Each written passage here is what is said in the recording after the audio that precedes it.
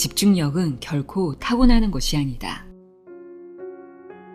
뇌과학적 접근과 올바른 습관만 있다면 누구나 성장할 수 있다. 이제 당신의 잃어버린 집중력을 되찾을 시간이다.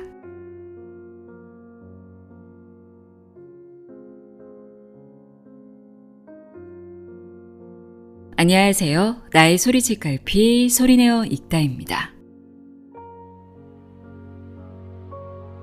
스마트폰과 함께하는 시간이 길어지면서 집중력과 기억력이 전보다 떨어졌다는 느낌을 많이 받고 있는데요. 특히 스마트폰으로 검색하면 된다는 생각에 뭔가를 기억하려고 집중하거나 기억을 더듬어 떠올려 보려는 시도조차 하지 않을 때가 많습니다. 이렇게 스마트폰에 대한 의존도가 높아질수록 사고력과 집중력, 기억력은 점점 떨어질 수밖에 없는데요. 오늘은 뇌과학이 찾아낸 집중의 비밀에 대해 이야기하는 책입니다. 가바사와 시온의 집중의 뇌과학입니다. 저자는 미국 일리노이 대학교에서 뇌를 연구한 뇌과학자이자 일본에서 가장 영향력 있는 정신과 전문의입니다. 지금까지 50권의 책을 출간, 250만 부 이상의 책 판매고를 올린 베스트셀러 작가이기도 한데요. 우리 채널에서도 당신의 뇌는 최적화를 원한다 라는 책으로 소개해드린 적이 있죠. 저자는 집중력이 모든 것을 결정한다고 말합니다. 대단한 성과를 내는 사람과 늘 시간에 쫓겨 허덕이는 사람의 유일한 차이는 집중력이라고 합니다.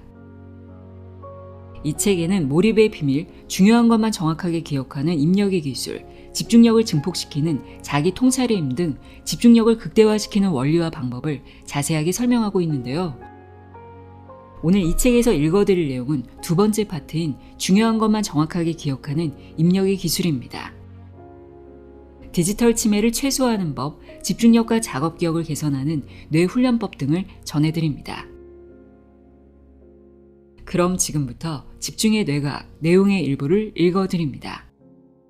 귀 기울여 들어보세요.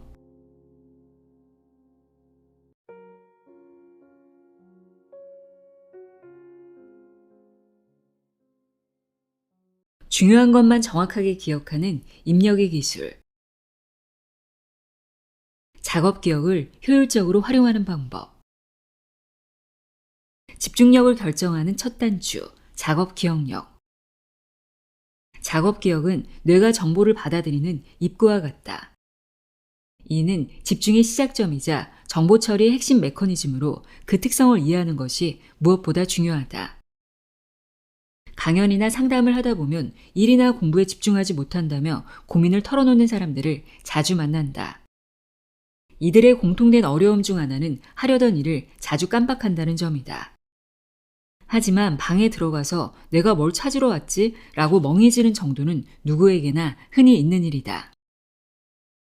보통 건망증은 뇌에 과부하가 걸렸을 때 발생한다.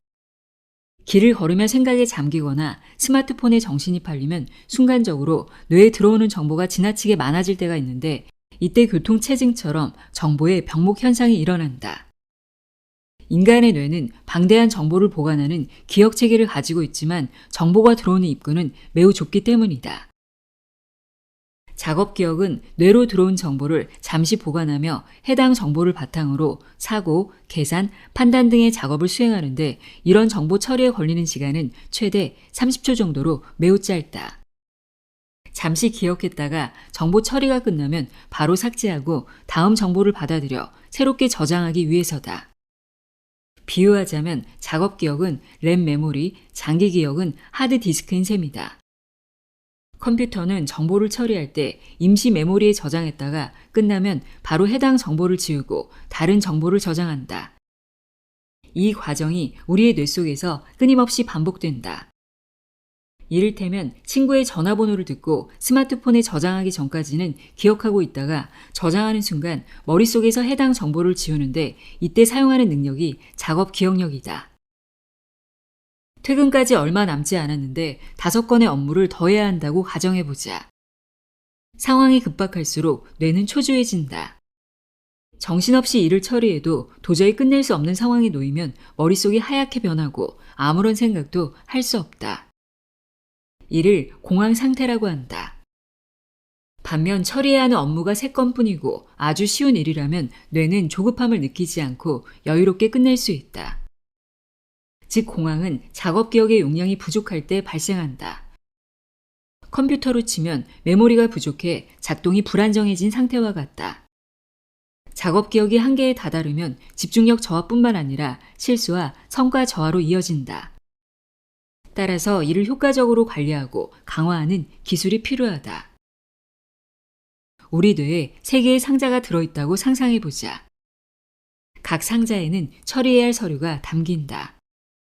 일 처리가 끝나면 해당 상자에서 서류를 꺼내고 다시 새로운 서류를 넣는 식이다. 단 상자가 3개뿐이기 때문에 5건의 서류는 동시에 처리할 수 없다. 억지로 처리하려 하면 결국 업무 불능 상태에 빠지고 처리하지 못한 정보가 계속 쌓여 뇌의 과부하가 걸린다. 여유가 없고 초조할 때 깜빡 잊어버리거나 실수를 저지르는 가장 큰 원인은 작업 기억의 용량 부족 때문이다. 작업 기억의 용량은 늘릴 수 있다. 어릴 때부터 주의력이 부족해 고민이었던 사람은 작업 기억의 용량이 다른 사람보다 작을 가능성이 있다. 쉽게 말해 다른 사람들은 3개씩 지니고 있는 뇌 속 상자가 2개뿐인 것이다. 이런 사람의 뇌는 한꺼번에 처리할 수 있는 정보의 양이 남들보다 적으니 당연하게도 항상 바쁘게 늘 최대치로 돌아가야 한다. 도저히 여유를 느낄 틈이 없다. 조금이라도 일이 많아지면 주의력이 분산되니 작업이 순조롭게 진행될 리가 없고 실수를 빈번하게 저지른다. 반면 여러 가지 업무를 동시에 차근차근 원활하게 잘 진행하는 사람이 있다.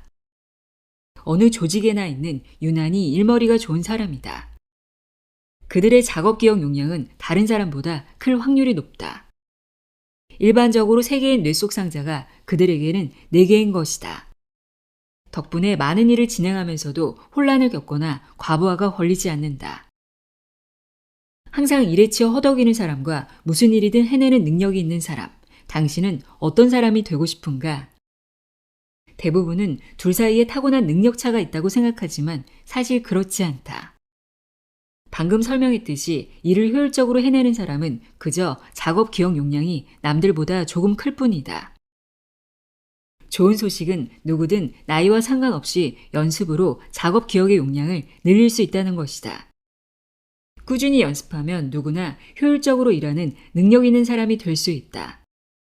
다만 한 가지 전제 조건이 있다.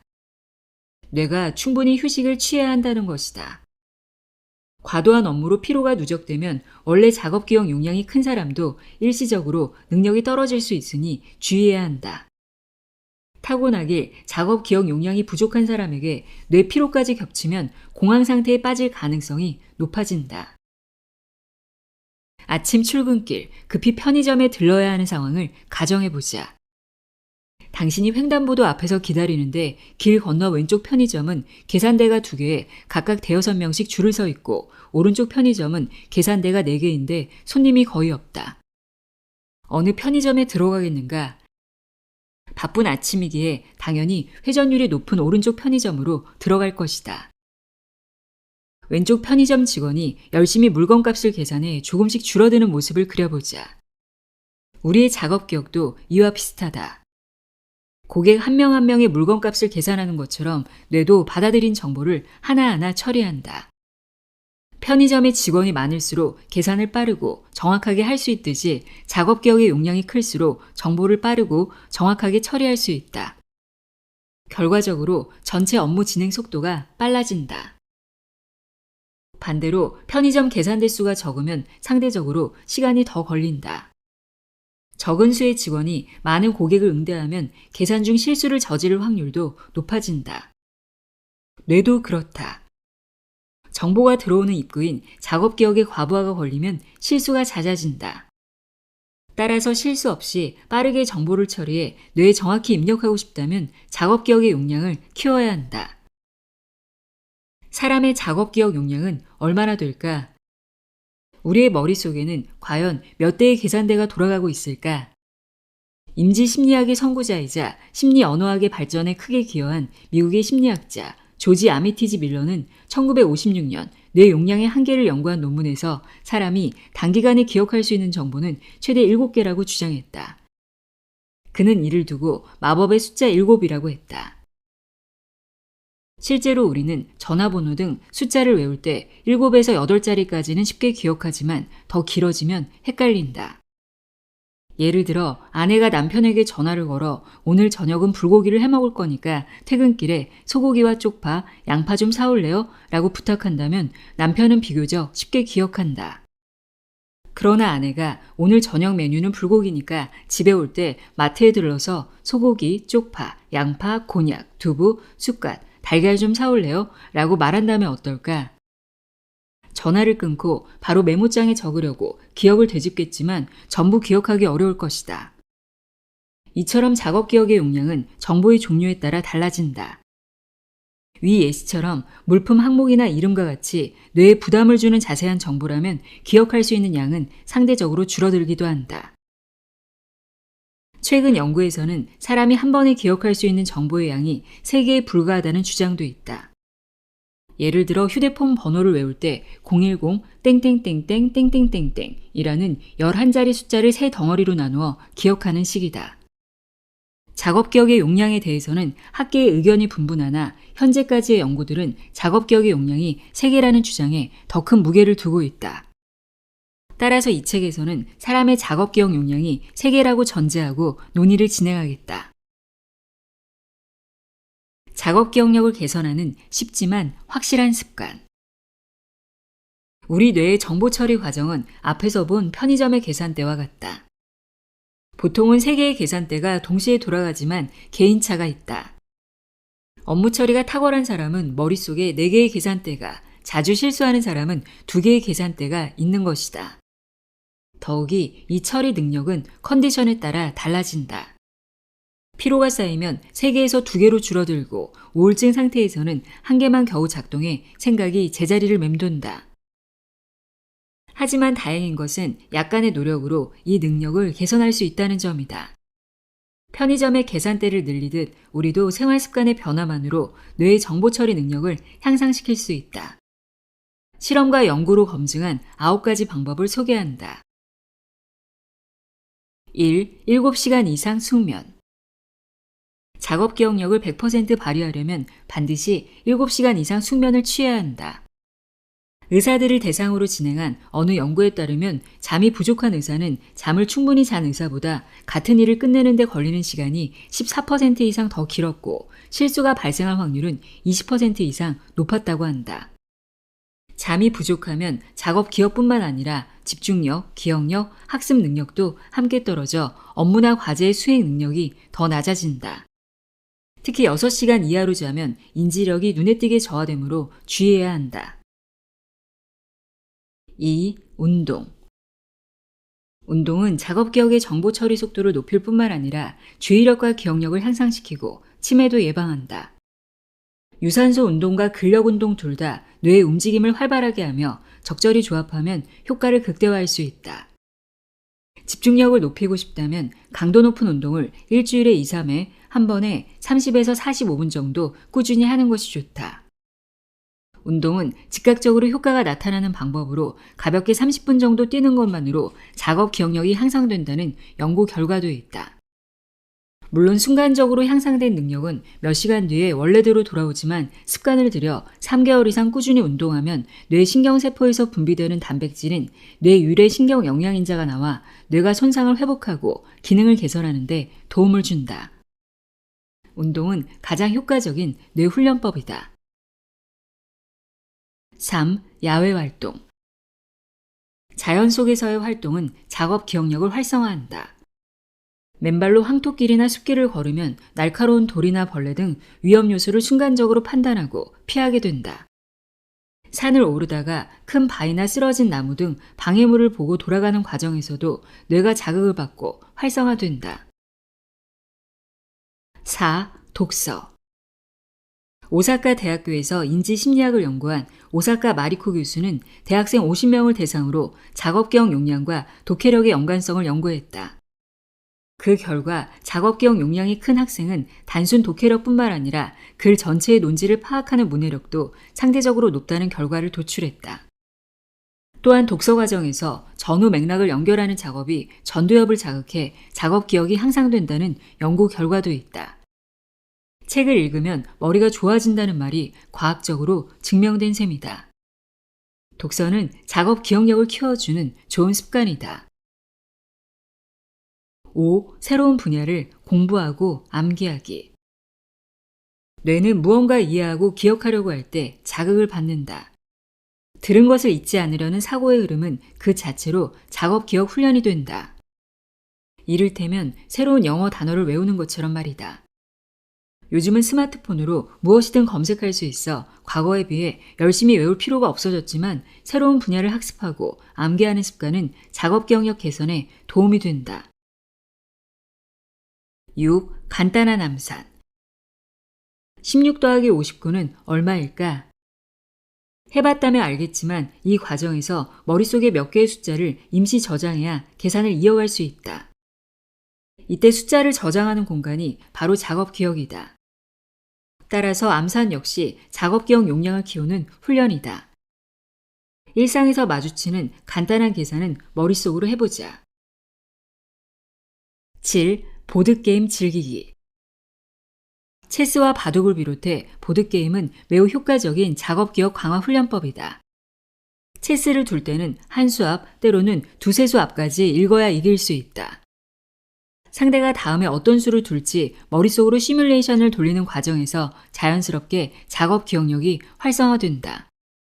연구 결과에 따르면 보드게임은 작업 기억을 키울 뿐만 아니라 경증 치매 예방 효과도 있다. 8. 요리. 많은 사람이 요리는 뇌보다 손으로 하는 것이라고 생각한다. 그러나 요리는 고도의 작업 기억이 필요한 일이다. 여러 가지 작업을 동시에 해야 하고 다음 할 일이 쉴 틈 없이 이어지기 때문이다. 간단히 파스타를 만든다고 해보자. 면을 삶으면서 채소를 씻어 잘게 채 썰고 다음으로 프라이팬에 기름을 두르고 채소를 볶아 소스를 만들어야 한다. 면이 적절히 익으면 소스와 섞어 버무리고 타거나 눌러붙지 않도록 불을 잘 조절해야 한다. 이런 모든 과정에서 타이밍을 놓치면 자칫 요리를 망칠 수도 있기에 작업 기억을 최대치로 사용하게 된다. 특히 새로운 메뉴에 도전할 때 레시피를 머릿속으로 암기하며 요리하면 한층 높은 수준으로 두뇌를 훈련시킬 수 있다. 9. 마음챙김 명상. 마음챙김은 구글에서 사내 연수 프로그램으로 도입하며 널리 알려졌다. 지금에 집중해 현실을 있는 그대로 받아들이는 명상법으로 최근 스트레스 해소법의 하나로 자리 잡아 정신과의 심리 상담뿐만 아니라 유명 기업의 연수 프로그램, 학교 교육에도 널리 활용된다. 캘리포니아 대학교 센타 바버라 캠퍼스의 연구팀은 48명의 대학생에게 마음챙김 훈련 수업과 일반적인 영양학 수업 중 하나를 택해 2주일간 수강하게 했는데 실험이 끝나고 전두엽의 변화를 측정한 결과 마음챙김 훈련 수업을 들은 학생의 작업 기억력이 눈에 띄게 좋아졌다. 이들은 심지어 영양학 수업을 수강한 학생보다 평균적으로 16%나 높은 성적을 거두었다. 더불어 마음챙김 명상은 뇌세포를 자극해 행복 호르몬인 세로토닌 분비를 촉진하는 효과도 있다. 멀티태스킹은 집중을 방해하는 주범. 멀티태스킹이라는 허상에서 벗어나라. 멀티태스킹이란 이메일을 작성하며 전화통화를 하거나 기획서를 쓰면서 보고를 받는 것처럼 여러 일을 동시에 처리하는 것을 말한다. 많은 사람들이 멀티태스킹을 하며 효율좋게 일하고 있다고 생각한다. 하지만 MIT 피코어 학습기억연구소의 얼 밀러 교수는 여러 연구를 기반으로 인간의 뇌는 진정한 멀티태스킹이 불가능하며 단지 여러 작업 사이를 빠르게 전환할 뿐이라고 밝혔다. 간간히 스마트폰을 확인하며 공부하는 행위 역시 멀티태스킹이다. 이때 뇌는 스마트폰 보기와 공부를 동시에 수행하는 것이 아니라 매우 빠른 속도로 두 활동 사이를 오가며 정신없이 처리하고 있을 뿐이다. 집중하는 대상을 계속 바꾸다 보니 어느 것에도 제대로 집중하지 못하고 결국 과부하가 걸려 처리 속도가 현저히 느려진다. 학습 효율은 떨어지면서 뇌피로만 쌓이는 것이다. 멀티태스킹은 집중력을 비롯한 인지 능력뿐만 아니라 일의 효율까지 떨어뜨린다. 동시에 뇌피로가 쌓이는 원인이 된다. 뇌피로는 다시 집중력 저하라는 악순환으로 이어진다. 멀티태스킹은 집중력을 방해하는 최악의 행동이다. 집중력을 개선해 효율 좋게 일하고 싶다면 여러 일을 동시에 처리하려 하지 말고 하나씩 차근차근 해야 한다. 두뇌와 신체를 동시에 자극하는 이중 작업. 다수의 일을 동시에 처리하는 멀티태스킹은 뇌에 부담을 주지만 그중 예외가 있다. 최근 많은 정신과 전문의가 이중 작업의 효능에 주목한다. 이중 작업이란 두뇌 활동과 신체 활동을 병행하는 훈련법으로 탁월한 뇌기능 개선 효과를 보이는데 특히 경증 치매 환자의 증상을 완화하는 일상 속 치료법으로 활용된다. 구체적인 이중 작업의 예시로 계단을 오르내리며 간단한 뺄셈 반복하기, 두세 사람이 함께 걸으며 끝말 잇기 하기 등이 있다. 뺄셈을 반복하고 끝말 잇기를 하는 것은 두뇌 활동, 계단을 오르내리고 걷는 것은 신체 활동에 속한다. 이때 두뇌 활동은 간단한 과제여야 하고 반대로 신체 활동은 강도가 높을수록 효과가 크다. 이중 작업의 효과는 뇌의학적으로도 설명할 수 있다. 운동과 두뇌 활동을 동시에 하면 전두엽으로 가는 혈류량이 증가한다. 전두엽은 기억력뿐만 아니라 집중력, 작업기억까지 두루 관장하는 뇌의 핵심 영역이다. 따라서 이중 작업은 기억력을 유지하거나 회복해야 하는 치매 환자뿐만 아니라 집중해서 생산을 높이고 싶은 직장인이나 학생도 사용할 수 있는 효과적인 뇌 훈련법이다. 피트니스 센터에 가면 러닝머신 위를 달리며 음악을 듣거나 드라마를 시청하는 사람이 대다수다. 이때 음악만 듣지 말고 오디오북을 듣거나 드라마만 보지 말고 영어 뉴스를 시청하는 등 인지활동을 병행하면 이중 작업 훈련이 되어 뇌기능 개선에 도움이 된다. 나는 원고를 집필하다가 막히면 러닝머신을 타며 앞부분부터 천천히 읽어보곤 하는데 달리며 원고를 보면 생각보다 집중이 잘 된다. 책상 앞에 앉아있을 때는 떠오르지 않았던 새로운 아이디어가 퍼뜩 떠오르기도 한다. 요즘 근처 공원이나 녹지를 걸으며 회의를 진행하는 회사도 있다는데 몸을 움직이며 의견을 나누면 경직된 회의실에서 떠오르지 못한 좋은 의견도 많이 나온다. 이는 신체 활동이 창의적 사고를 촉진한다는 사실에 근거한 것이다. 이 책을 읽는 독자 중에는 매일 30분 이상 걷거나 조깅을 하는 사람도 있을 것이다. 단순히 운동하는 것만으로도 두뇌 훈련이 된다. 그러나 여기에 뇌를 자극하는 간단한 과제를 병행하면 효과를 한층 더 높일 수 있다. 이처럼 쉽고 간단하게 뇌 기능을 개선해주는 이중 작업을 일상에서 자주 실천해보면 어떨까? 음악을 듣는 것도 멀티태스킹일까? 멀티태스킹이 업무 능력을 떨어뜨린다고 하면 항상 음악을 들으며 일하는 것도 멀티태스킹에 속하나요? 라는 질문이 뒤따른다. 카페나 공유 오피스에 가보면 귀에 이어폰을 꽂은 채 작업을 하는 사람이 꽤 많다. 무언가 심각한 표정으로 일하는 모습이 깊이 집중하고 있는 것처럼 보인다. 음악을 듣는 것은 일의 능률에 어떤 영향을 미칠까? 음악 감상이 업무 성과에 미치는 영향에 대한 여러 논문을 비교 분석한 연구에 따르면 음악이 업무 능률에 긍정적이라는 결론과 부정적이라는 결론이 비슷한 비율로 나뉘었다. 구체적으로 살펴보면 음악은 읽기, 이해나 암기 같은 인지활동에는 부정적 영향을 미치지만 단순 작업의 속도는 높이는 것으로 나타났다. 음악의 영향은 가사 유무에 따라서도 달라진다. 뇌가 가사를 언어 정보로 인식하기 때문에 가사가 있는 음악은 읽기, 이해하기, 쓰기 등의 활동을 방해한다.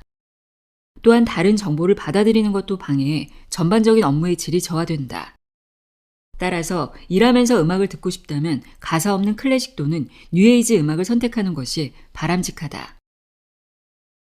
외과 의사 중에는 수술실에 좋아하는 음악을 틀어놓아야 집중이 잘 된다고 말하는 사람이 유난히 많다. 수술은 손을 움직이는 신체 작업이기 때문이다. 머리로 생각하기보다 몸을 움직이는 일이기에 음악을 들을 때 효율이 높아지는 것이다. 비슷한 맥락에서 손으로 무언가를 만들어내는 생산 작업도 음악을 들으면 더 효율적으로 할 수 있다. 단순 업무를 반복하는 회사의 경우 음악을 틀어 작업 능률과 속도를 높이기도 한다. 이처럼 몸을 움직이는 일이나 기계적으로 하는 일에는 음악을 틀어놓는 것이 긍정적인 요인으로 작용한다. 결론을 정리하자면 음악은 학습, 기억, 독해와 같은 뇌 활동에는 부정적인 영향을, 작업과 운동 등 신체 활동에는 긍정적인 영향을 미친다. 기억력이 아닌 메모의 힘을 믿어라. 메모는 망상 활성계를 자극한다. 중요한 일을 정확하게 기억하려면 메모를 하라는 주어는 누구나 한 번쯤 들어봤을 것이다. 메모의 큰 장점은 기록을 통해 나중에 확인할 수 있다는 점이다. 하지만 메모는 단지 정보 저장 도구 이상의 강력한 효과를 발휘한다. 메모를 하는 순간 우리의 뇌는 정보를 더 집중적으로 받아들인다. 메모하는 동안에는 뇌의 집중력과 기억력이 향상되어 내용을 정확히 듣고 오래 기억할 수 있다. 메모하는 것만으로 집중력이 좋아진다는 말은 어불성설 같지만 뇌과학적으로 입증된 사실이다. 쓰는 행위가 뇌간의 망상 활성계를 자극하기 때문이다. 망상 활성계는 주의력을 통제하는 뇌의 사령탑으로 자극을 받으면 노르아드레날린, 세로토닌, 아세틸콜린 등의 호르몬을 되뇌피질 전체로 분비한다. 또한 뇌가 처리하는 수많은 정보 중 중요한 것과 그렇지 않은 것을 구분하는 필터 역할을 한다. 예를 들어 업무 다이어리에 다음 회의 일정 11월 15일 오후 2시라고 메모하는 순간 망상 활성계가 이를 중요한 정보로 인식하고 뇌 전체의 집중을 유도한다. 기자들이 취재 중 녹음과 영상 촬영을 하면서도 끊임없이 메모를 하는 이유도 여기에 있다. 메모는 단순히 기록이 아니라 주의력을 높이고 정보를 더 잘 기억하게 하는 효율적인 도구이기 때문이다. 중요한 것만 종이에 손으로 쓸 것. 메모는 새로운 정보를 접한 직후 가능한 빨리 남기는 것이 좋다. 사람의 기억력은 생각보다 약하다. 다른 사람의 말을 듣고 3초간은 누구나 그 말을 똑같이 반복할 수 있지만 30초가 지나면 헷갈리기 시작하고 3분이 지나면 기억이 희미해지며 30분쯤 지나면 거의 기억하지 못한다. 정확히 기록하기 위해서는 듣자마자 해야 한다. 하지만 무조건 많이 메모하는 것이 능사는 아니다. 우리 뇌의 작업 기억 용량은 한정되어 있기 때문이다. 몇십 분에 걸쳐 망상 활성계를 계속 자극하면 뇌가 지치고 오히려 주의가 산만해지며 집중력이 떨어진다. 따라서 일시, 장소, 마감 기한과 같이 잘못 알면 문제가 될 수 있는 중요한 정보만 선별해서 메모를 남겨야 한다. 내가 강연에서 이렇게 말하면 청중들은 스마트폰이나 노트북으로 메모해도 손으로 쓰는 것과 동일한 효과를 볼 수 있을까요? 라고 묻는다. 관련 연구들을 함께 살펴보자. 미국 프린스턴 대학교와 UCLA 공동 연구팀은 평소 강의를 들을 때 노트에 손으로 필기하는 학생과 노트북에 타자를 치며 필기하는 학생들의 학습 능력을 비교 분석했다. 그 결과 손으로 필기한 학생이 타자를 쳐서 필기한 학생보다 뛰어난 이해력을 보였다. 배운 내용을 더 오래 기억했을 뿐만 아니라 새로운 아이디어를 받아들이는 데에도 더 능숙했다. 다른 연구에서는 손으로 필기할 때와 자판을 칠 때 뇌의 어느 부위가 활성화되는지 비교하기 위해 MRI 촬영을 했는데 손으로 필기할 때만 언어 활동을 관장하는 좌뇌 전두엽 아래쪽에 브로카 영역이 활성화된다는 사실을 확인했다. 즉 디지털 기기로 기록하는 행위는 손으로 필기하는 행위에 비해 뇌를 자극하는 효과가 낮았다. 여러 연구들을 종합했을 때 종이에 손으로 필기하는 것이 스마트폰이나 노트북에 필기하는 것보다 기억력 증진에 좋다는 사실을 알 수 있다. 집중력을 높여 뇌의 정보를 효율적으로 입력하고자 한다면 디지털 기기보다 손으로 직접 메모하는 것을 추천한다. 당신은 스마트폰을 스마트하게 사용하고 있는가? 스마트폰으로 읽은 내용을 기억하지 못하는 이유. 우리는 스마트폰으로 끊임없이 새로운 소식을 접한다. 대중교통이나 거리에서도 대부분 스마트폰을 들여다보고 있다. 그런데 실제로 얼마나 많은 정보를 얻을까? 여기서 잠깐 실험을 해보자. 수첩이나 노트를 꺼내 당신이 최근 일주일간 스마트폰으로 얻은 새로운 정보나 지식을 생각나는 대로 적어보라. 읽었던 뉴스 기사나 블로그 포스팅 등 무엇이든 좋다. 몇 개나 썼는가? 아마 대부분 한두 개조차도 제대로 쓰지 못했을 것이다. 3개에서 5개도 많은 축에 속한다. 새로운 정보를 얻기 위해 스마트폰을 사용하는 것은 아니지만 이 정도로는 생산성이 너무 떨어진다. 더욱이 스마트폰으로 얻은 정보는 한 달이 지나면 대부분 잊어버린다. 반면 오래전에 읽은 책이나 시청한 TV 프로그램, 영화는 꽤 상세히 기억할 수 있다. 결국 스마트폰은 유익한 정보 수집 도구이지만 능동적이고 효율적으로 활용하지 못한다면 그저 시간 낭비와 집중력 분산을 부추기는 방해 요소이자 불청객일 뿐이다. 스마트폰으로 얻은 정보는 왜 오래 기억에 남지 않는 걸까? 주된 이유는 뇌의 용량이 정해져 있기 때문이다. 우리는 스마트폰으로 긴 글이나 각종 뉴스를 읽어 내려가면서 많은 정보를 얻었다고 생각하지만 실제로는 뇌의 작업 기억 용량이 한계에 도달해 제대로 처리하지 못한다. 마치 계산대가 3대뿐인 편의점에 100명의 손님이 한꺼번에 몰리는 것과 같은 상황이다. 다시 말해 스마트폰으로 정보나 지식을 과도하게 습득하는 행위는 뇌에 입력하는 것이 아니라 그저 접수하고 흘려보내는 것이다. 정보가 들어와 바로 빠져나가기에 장기 기억으로 저장되지 못한다. 디지털 치매를 최소화하려면 장시간의 스마트폰 사용은 뇌 피로의 주요 원인이기도 하다. 즉 스마트폰을 사용할수록 뇌가 피로해져 점점 집중력과 기억력이 떨어진다. 신경과학자 오크무라 아유미 박사는 저서 그 기억장애는 디지털 치매였다 해서 최근 스마트폰을 많이 사용하는 30에서 50대 성인들 사이에 디지털 치매 증상을 보이는 이가 크게 늘었다고 지적했다. 디지털 치매란 뇌에서 필요한 정보를 제대로 꺼내지 못하는 상태를 가리킨다. 쉽게 말해 이런저런 정보를 너무 많이 받아들여 뇌가 정보의 쓰레기장이 된 셈이다. 그 결과 기억력과 집중력은 물론이고 사고력, 판단력, 감정 조절 능력과 작업 기억까지 전반적인 뇌 기능 저하로 이어진다. 최근 스마트폰으로 검색하면 무엇이든 금방 알 수 있으니 머리로 생각하거나 기억을 더듬어 떠올려 보려는 시도조차 하지 않는 사람이 늘고 있다. 그러나 계속해서 스마트폰에 의존하면 뇌가 지닌 사고력과 기억력은 점점 감퇴할 수밖에 없다. 실제로 30에서 50대에 디지털 치매를 겪는 사람은 노년의 알츠하이머와 치매에 걸릴 확률이 높다. 스마트폰은 작업 기억력을 떨어뜨리고 뇌를 지치게 하며 장기적인 인생의 행복까지 망칠 수 있다. 일본 뇌과학 연구의 1인자인 가와시와 류타 교수는 장시간의 스마트폰 사용이 TV 시청이나 비디오 게임과 마찬가지로 전두엽 기능을 저하시키며 회복에는 30분에서 1시간이 걸린다고 경고했다.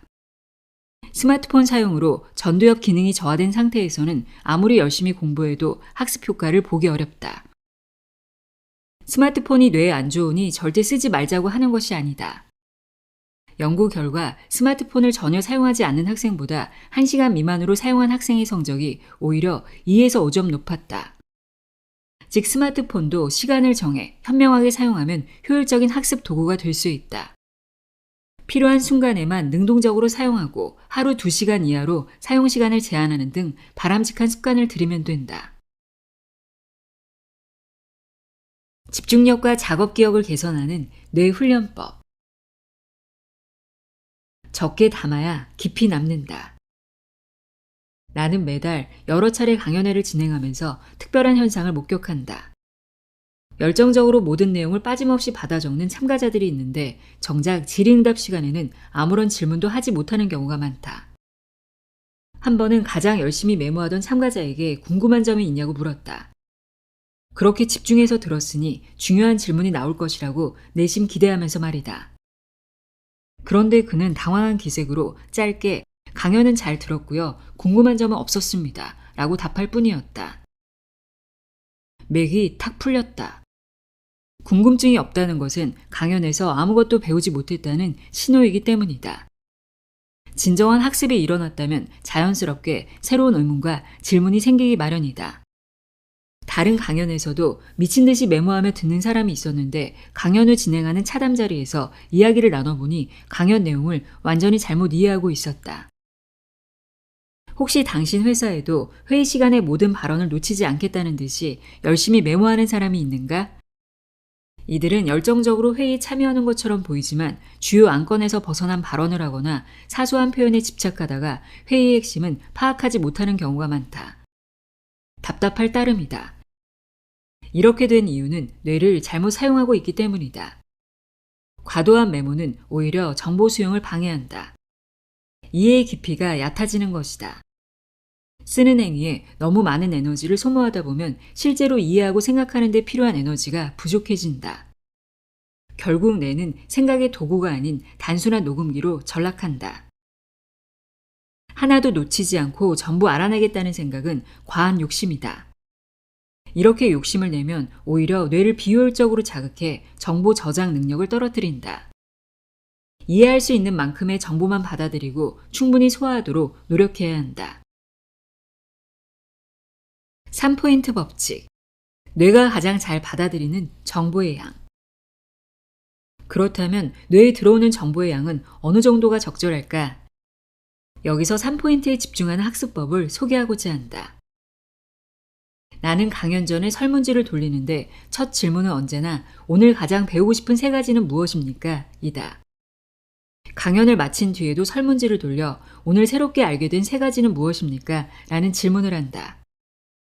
이렇게 하면 청중들이 강연에서 기대하는 바와 새롭게 알게 된 사실 3가지를 자기 나름대로 적어서 제출한다.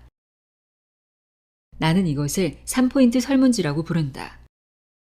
이 방식은 놀라운 효과를 보였다.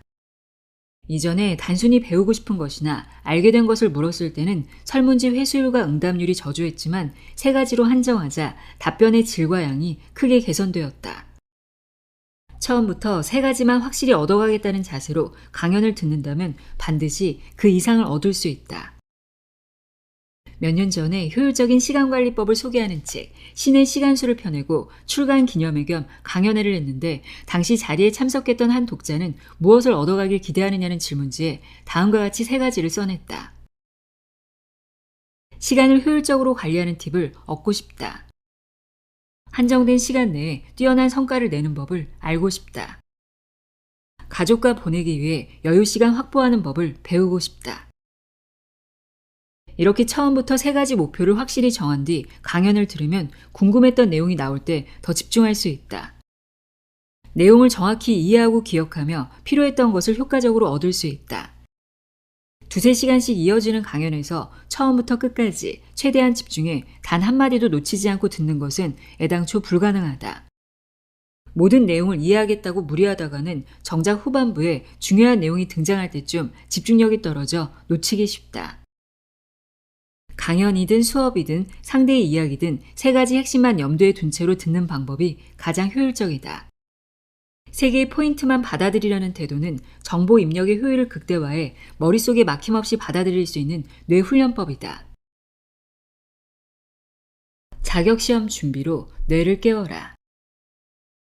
뇌기능을 최대한으로 이끌어내 활용하고 싶어하는 사람들에게 나는 자격증 취득을 권한다. 어떤 분야든 시험 공부는 최고의 두뇌 훈련법이다. 이제 40~50대에 접어들었거나 그 이상의 연배이면서 요즘 집중력과 기억력이 많이 떨어졌다고 느끼는 사람에게 어떤 시험이든 좋으니 준비하며 공부에 몰두해 보기를 적극 권한다. 공부만 하면 되지 왜 시험까지 쳐야 하느냐고 묻는다면 시험일이 정해져야 시간의 압박감을 느끼고 집중하게 되기 때문이라고 답하겠다. 평생 학습이 만드는 슈퍼브레인. 성인 학습이 작업 기억을 개선한다는 것은 수많은 연구를 통해 입증되었다. 특히 주목할 만한 것은 치매 예방 효과다. 전 세계적인 연구들이 교육 기간이 길수록 알츠하이머와 치매 발병 확률이 낮아진다는 사실을 보고했다. 인지 예비력이라는 개념을 바탕으로 성인 학습의 효과를 살펴보자.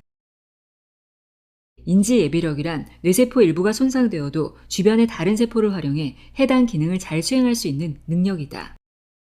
인지 예비력이 높으면 뇌 신경세포가 파괴되어도 뉴런 사이를 오가는 대체 경로를 찾아내 사용하기 때문에 치매 발병을 늦출 수 있다. 다시 말해 지금까지 살면서 쌓아온 정보와 지식, 경험이 많을수록 뇌 손상이 생겨도 과거 경험치로 손상된 부분을 보완할 수 있다는 말이다. 자신은 학교에 제대로 다니지 못했으니 치매에 걸릴 가능성이 높다며 우울해하는 사람도 있을 텐데 걱정할 필요 없다. 여기서 말하는 학습은 학교 교육에 국한된 것이 아니며 성인이 된 후에도 끊임없이 공부하면 인지 예비력은 얼마든지 높아질 수 있기 때문이다. 심지어 60대 이후에도 말이다. 인지 예비력에 관한 유명한 연구가 있다. 켄터키 대학교 신경학과의 데이비드 스노든 교수는 1986년부터 15년 이상 678명의 수녀를 대상으로 노화와 알츠하이머의 상관관계, 인지 예비력에 대해 연구해 우아한 노년이라는 책을 펴냈다. 수녀들은 일반 사람들과 달리 수도원이라는 통제된 환경에서 거의 비슷한 일과를 보내기 때문에 세심히 관찰하면 특정 변수의 영향을 비교적 뚜렷하게 가려낼 수 있다는 점에서 의미 있는 연구였다. 스노든 교수는 여러 수녀들의 인지력을 조사하며 젊은 시절부터 다양한 어휘와 표현을 구사해 꾸준히 일기를 써왔던 이들의 알츠하이머 발병 확률이 눈에 띄게 낮다는 사실을 발견했다. 언어를 많이 사용하면 해마가 자극을 받아 활성화되기에 나이가 들어 일부 위축되더라도 나머지 해마로 기능을 대체할 수 있는 것이다. 더욱 놀라운 것은 85세까지 뛰어난 인지 능력을 유지했던 한 수녀의 사례다. 사후 뇌 분석 결과 심각한 알츠하이머 상태였음에도 생전에 높은 인지 기능을 유지했는데 이는 지속적인 학습 덕분이었다. 즉 성인이 되어도 지속적으로 무언가를 배우고 익혀 인지 예비력을 높이면 80세, 90세, 심지어 100세까지 인지 능력을 유지할 수 있다. 다행히도 오늘날에는 다양한 학습 기회가 있다. 취미나 관심사와 연계된 분야를 선택해 공부하면 배움의 즐거움과 함께 뇌기능 개선이라는 값진 선물을 얻을 수 있다. 시험이라는 명확한 목표와 시간의 압박감은 학습 효과를 더욱 높여준다.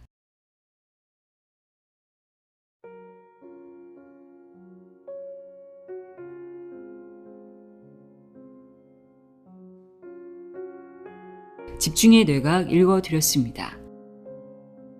오늘 전해드린 내용이 여러분의 집중력과 기억력을 높이는데 조금이나마 도움이 되었으면 하는 바람입니다. 오늘도 함께 해주셔서 고맙습니다.